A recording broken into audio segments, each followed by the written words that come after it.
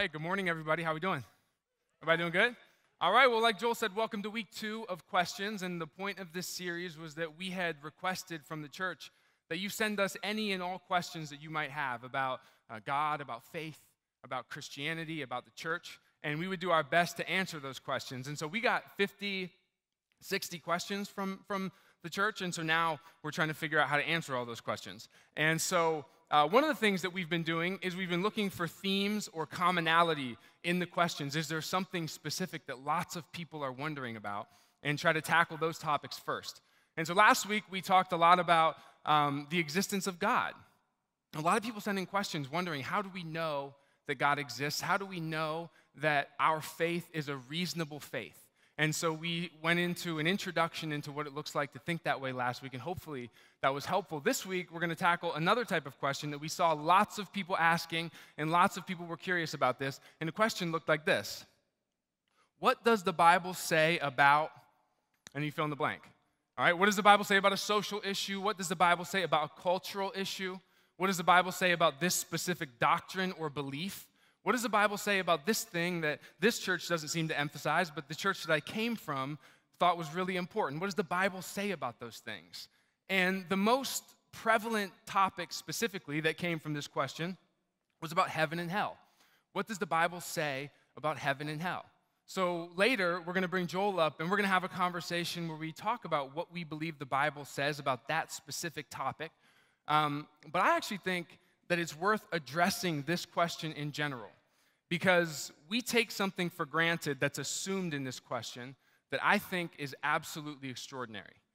What we implicitly bring to the table by even asking this is something that I think is almost unfathomable, almost unbelievable. By asking this question, what does the Bible say about anything, we are assuming that this book is telling us something.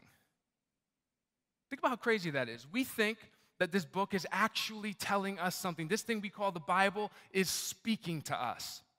And by asking what it says about certain things that we think are important, it's not just speaking to us, but what it's speaking to us matters. See, as Christians, we believe and we confess that this book that we call the Bible is the Word of God. And so it's not just any act of communication. Within these pages, within these stories, within this book, God is actually speaking to us. God is communicating to us. This book is a divine act of communication.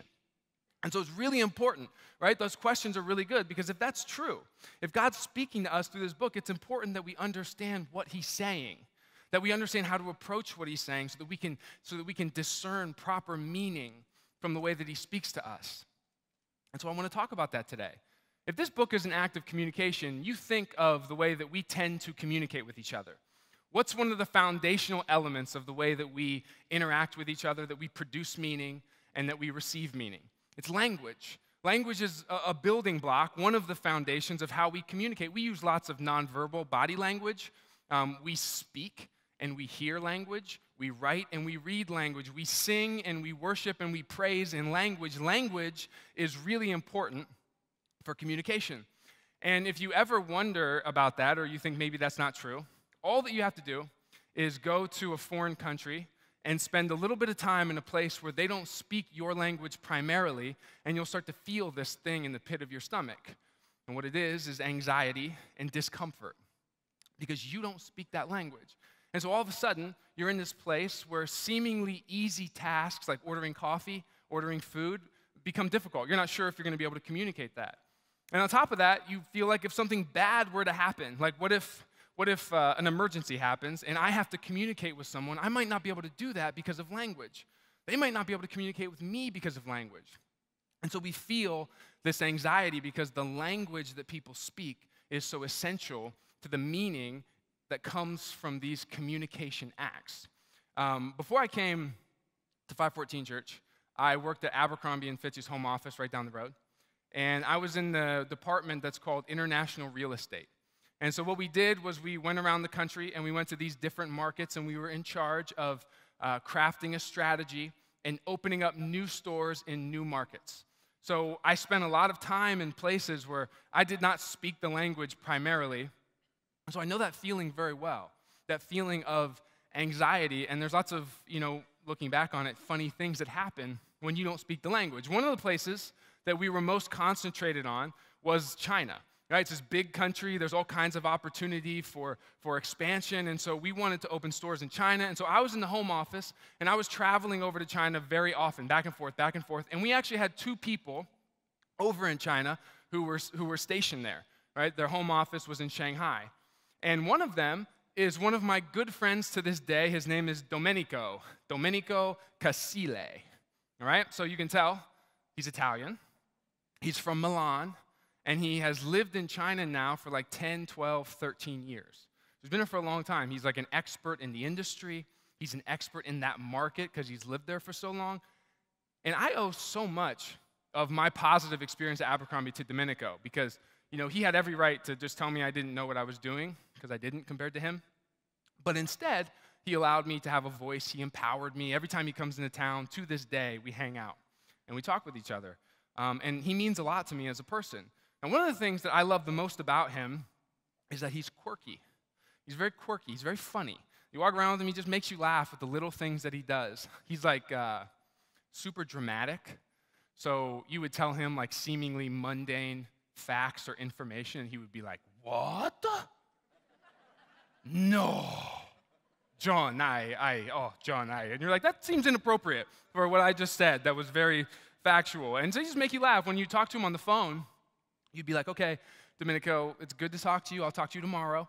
And every single time before you'd hang up, he would be like, okay, bye-bye, John, bye-bye, bye, John, bye, John, bye, John, until you would hang the phone up. I talked to him twice a day, every day.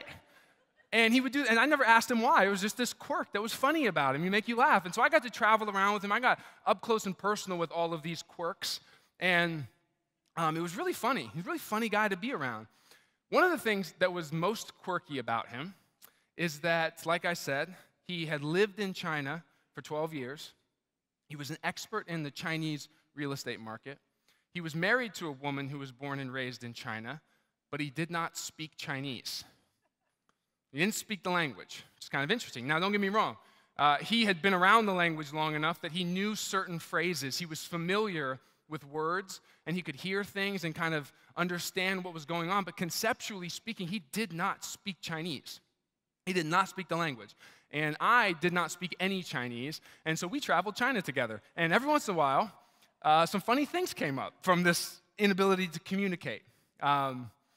And overall, he was very successful at getting around. But when the complexity of the conversation reached a certain point, it became difficult for him to be able to interact. And so there was one time that we were in a train station in a city called Hangzhou. And it's about a half-an-hour train ride from Shanghai. And our meeting had went long, and so we missed the train back to Shanghai. They come about every 2 hours, and the next train was booked. And you do not want to spend 4 hours in the Hangzhou train station. So he was negotiating with the ticket office. And it wasn't going very well, as you can imagine. And so it's going back and forth, back and forth. I'm like, I don't know what you guys are saying, but it's not working. Eventually he gets frustrated, and you can tell he's frustrated because he starts speaking Italian, which was the language. Since he spoke such good English, he only spoke Italian around me when he was cursing and swearing. And so he was speaking Italian now, and I was like, oh boy. And he puts his tickets down on the counter, and he slides them across, and he puts his hands on his hips, and he looks at the lady behind the counter. And I was like, what is happening right now? And she starts speaking in Chinese. And she starts speaking and speaking and speaking and talking for like 5 minutes. And this is ironic for me to say this right now, but have you ever heard someone speak for 5 straight minutes without stopping them? I mean, that's a long time to listen to somebody talk, especially in a conversational context. And so she's just going on and on and on. She's speaking and speaking and speaking, on and on and on. And I'm looking back and forth, and I'm like, what is happening right now? I don't know what this is. And finally, she stops after 5 straight minutes of speaking in Chinese, and she looks at him. And I kid you not, he looks at me, he looks back at her, and he goes, huh? And I was like, I came undone. I mean, I start lecturing him in the middle of the Hangzhou train station. I'm like, you have to stop her after 15 seconds. I mean, there's no reason to let her talk for that long. Well, you just tell her you don't speak the language. I'm like freaking out. It was not a great moment for me. But looking back on it, that's very funny. That's like a funny thing to witness somebody do that. And if I could define Domenico's ability to communicate in that culture, what I would say was that he knows some of the words. He knows some of the phrases, but he doesn't speak the language. And so today, when people are asking us about what does the Bible say about certain things, there's this thing that I think is true about me and that I think is true about us, that this act of communication, if we're honest with ourselves, most of us who've been around the church, we have this communication, and I think that a lot of us speak some words. We know some of these words. We know some of these phrases, but we don't quite know how to speak the language yet. We don't quite know how to approach the Bible from a holistic perspective, and that's not our fault. It's like, I want you to understand me. This is not something that I think you are deficient in. Think about from the time you were very young to now, how has the Bible always been presented to you? How has it almost always been presented to you? In pieces and parts. Verses here and verses there, right? Here's a verse for this situation. Here's a verse for this situation. I wonder what I'm supposed to think about this issue. Okay, here's a verse for that. And we think about it like that, right? A lot of us, that's the way that we've been exposed to it. We know verses in Romans. We know verses in Philippians. We know verses in 1 Samuel, but we don't know how they connect or if they connect at all. And so if we extend the metaphor of language one step further, I think that a lot of us walk around, and what we've been taught is that we have a Phrasebook Bible, a Phrasebook, right? Now, if you think about what a Phrasebook is, if you're going to go to Italy, you might buy a Phrasebook. And a Phrasebook has specific sayings, specific phrases that you can say for specific moments, right? So you need to ask how to go to the bathroom. You can open up your Phrasebook and see, how do I go to the bathroom, and say it in Italian. You know how to order food. Maybe you open it up and it'll say, may I please have, and then you got to say the word. It's a Phrasebook. It's a piece and it's a part. And it works for that specific setting. But it doesn't mean that we speak the language, right? And so let me be very clear about this. When you use a Phrasebook to speak Italian, you are actually speaking the language. It's not fake. It's not wrong. It's not incorrect. It's not bad. You're actually speaking the language. There's just a limit to the complexity and the depth that you're able to interact using only a Phrasebook. And I think the same thing is true of the Bible. The verses that we know, the verses that have become close to our hearts, those are real. That's God speaking. That's you understanding who God is and who you are from that word. But there is limits to the way in which we can use that approach to the Bible, the depth that we can go, how deep can this really mean in my life, and how does this inform the whole picture? Let me show you what I mean.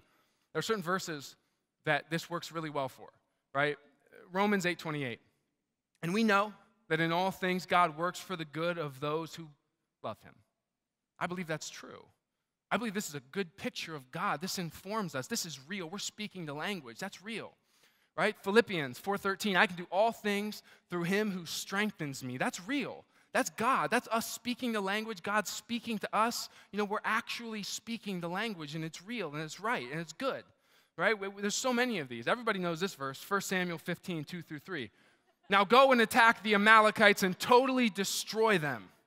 Do not spare them. Put to death men and women, children and infants, cattle and sheep, camels and donkeys. That's a bad one. I think Ryan slipped this one in there. I don't know. How about another one? Psalm 137. Babylon, doomed to destruction. Happy is the one who repays you. Happy is the one who seizes your infants and dashes them against the rocks. You see the problem? You see the problem, right? Those verses, the first two, they work. They're real.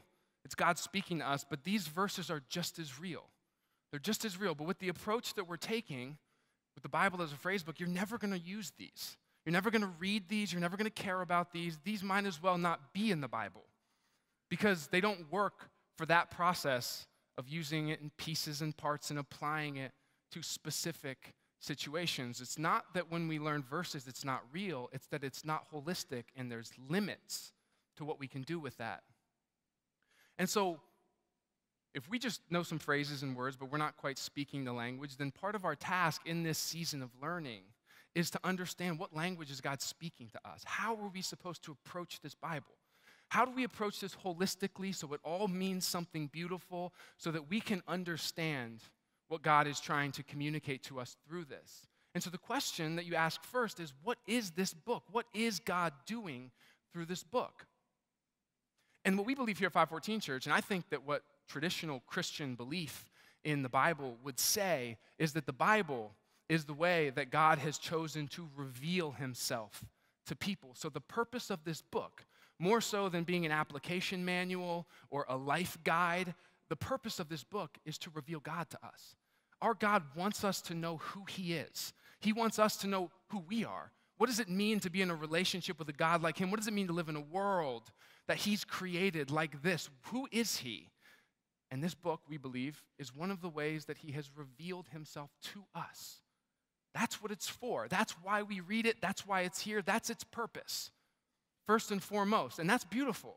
That is a beautiful reality to live in as a Christian. And so the question becomes, how did he go about revealing himself to us? What's the most effective form of communication he could use? Why did he do it the way that he did? How did he go about it? And I want to teach you a trick. I learned this in middle school when I didn't want to read a novel. You read the first page and you read the last page, and then maybe you can kind of piece together what's going on in the middle. All right? So you open up the first page of the Bible, and you go to Genesis chapter 1, verse 1. In the beginning, ... And then there's thousands of pages and thousands of years and thousands of stories and characters. And then you get to the last page of the Bible, Revelation chapter 22, and it says, and they will reign forever and ever. In the beginning, and they will reign forever and ever. What kind of literature does that sound like? It's a story. It's a story. Our God has revealed himself to us, first and foremost, in a story. The language of the Bible is story. But we don't usually approach it that way, but it's true. And it makes sense because, let me just use an example from today. I wanted to tell you about my friend Domenico. And I could have just listed attributes for you. I really could have. I could have said he's Italian, he's about 6 feet tall, he has a Chinese wife, but he doesn't speak the language, he lives in China, he's a real estate expert, I think he's funny. But it's not the way that I wanted you to get to know him, right? And so what did I do? I told you stories about him. And now you've never met him, but you get to walk out of the room today and you have this idea of who he is, because stories are effectively the best way that we actually communicate meaning. When we want to reveal something, we tell stories. And so when God wants to reveal himself to us in this book, he gives us a story. In the beginning, and they will reign forever and ever. And I think it's really important that we as a community start to work towards approaching the Bible as if that's true. Approaching it as if it's a story, that all of the pieces and all of the parts are there, but they fit within this larger storyline, this larger narrative that's taking us somewhere. It's taking us somewhere. And so I want to give you a few handles before we bring Joel up here. And I want this to be something that we start to practice. And so let me just really high level go through what the storyline of the Bible is. If you think about like a drama or a play, there's different acts, right? There's like Act 1, Act 2, Act 3, Act 4, Act 5. It's a long play. It might be 5 acts, right? And every time, the story is moving somewhere. And the same is true of the Bible. And this is the way that I'll break it down, is that there's 5 acts. Act 1 is creation. A good God made a good world. He put his images, us humans, representations of him, in charge of that good world. And he told us to take that good world and make it better. Right? Act 2, the fall. This is the drama. This is the tragedy. This is the conflict. This is when human beings, instead of taking the good world and by worshiping God, making it better, we decide that instead we're going to worship created things. We're going to give our powers away to things that are not God. And instead of taking a world and making it better, we start to vandalize it and destroy it and bring in chaos and darkness and death. And so Act 3 comes up. Act 3 is the rescue mission.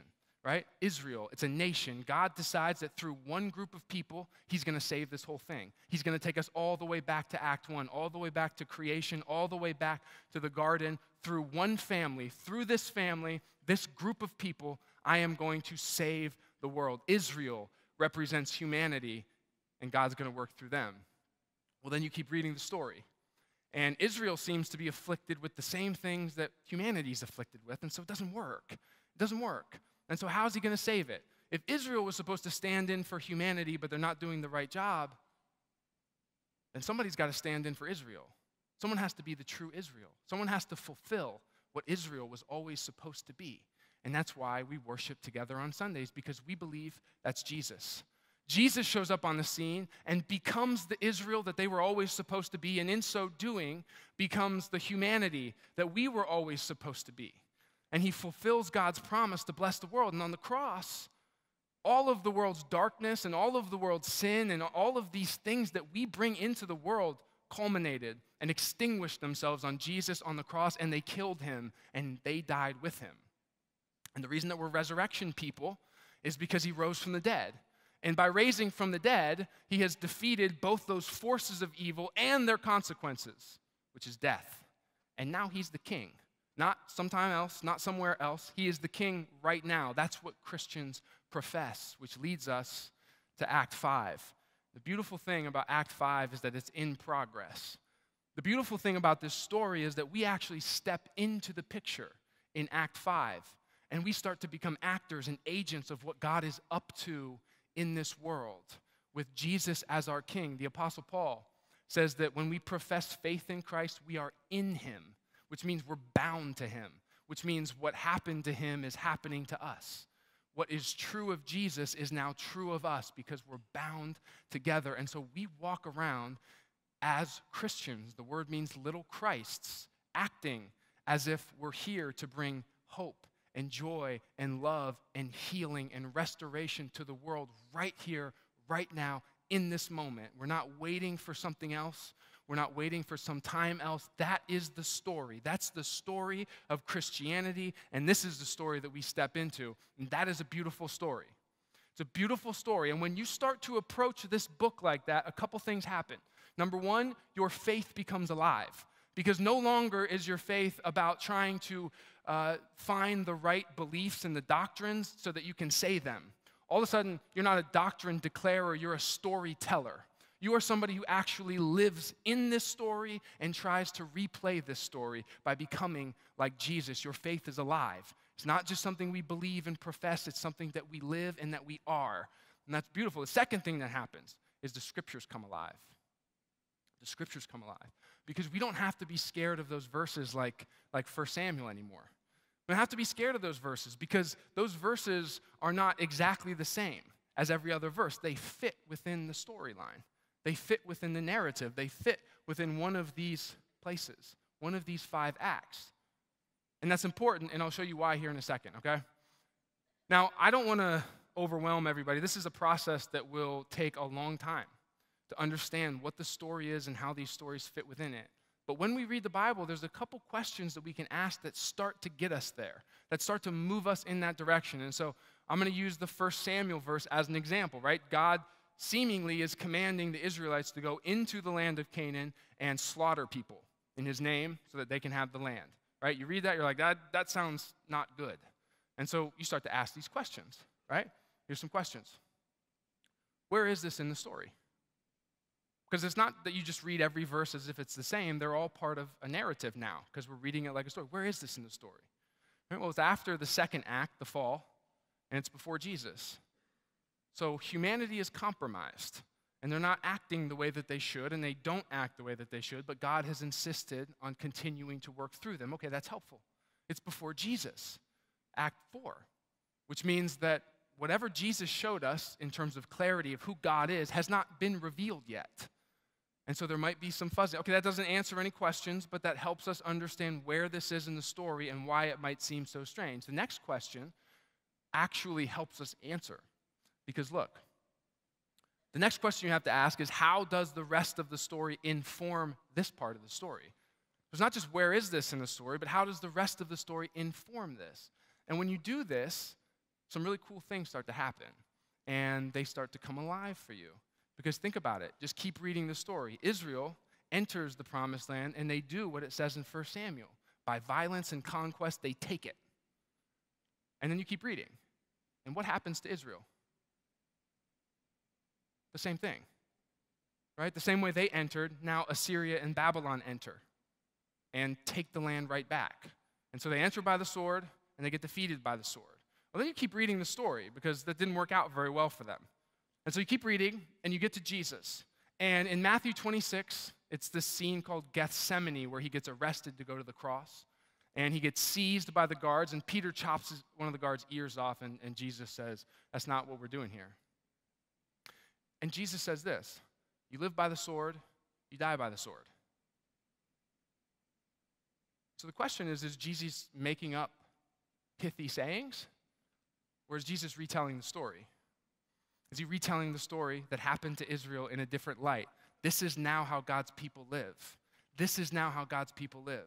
And so all of a sudden, although that verse, you look at it at first and it's troubling, fits within this narrative of who God is trying to tell us that he is and how he's revealing himself to us. And it's beautiful. We don't have to be scared of the Bible. We don't have to be scared of the Old Testament. We just have to understand that it's part of a story and it all fits into ultimately what God is trying to do, which is to reveal himself to us. And so as Joel and I talk about heaven and hell here in a second, this is one of the lenses that we look at everything through. What's the story? Where are we in the story? And I want to go on this journey with this church. This is something that's new to me, and it's really helped. And so I want this church to do this together. And so I'm going to give you guys a resource, all right? There's a resource called the Bible Project. And the Bible Project is just BibleProject.com. They are short animated videos of every single book of the Bible and every single big theme. And just by watching one of these videos, it will put that book into context like you've never put it in context before. Like you've never put it in context before. It is, in my opinion, the greatest resource available to help us read the scriptures, and it's free. It's free. You can look at it on YouTube. You can go to their website. It is free. I usually don't stand up here and tell people to do something, but I'm going to. If you don't use this when you read the scriptures, you are missing out. This is an amazing tool that will help you put into practice this idea that we're talking about today, where we can start to contextualize different stories and put them into the grand storyline of the Bible. All right? And so what we're going to do today to finish this up is Joel's going to come up, and we are going to sit and look at each other and have a conversation about heaven and hell.